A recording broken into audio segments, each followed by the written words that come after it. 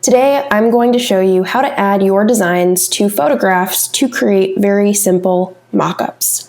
First things first, go ahead and grab your rectangle tool and click and drag to create a rectangle about the same shape as your card. Anything that is a square or rectangular shape is the easiest type of mock-up to create.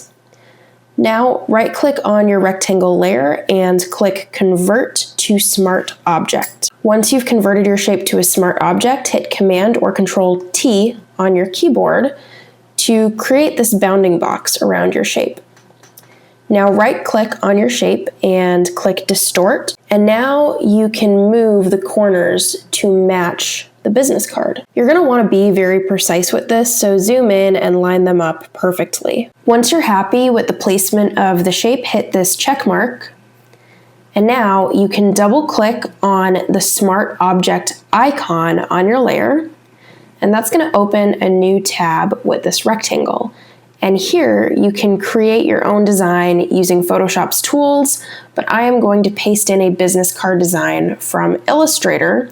When you're pasting in something from Illustrator, it's going to ask how you want to paste it.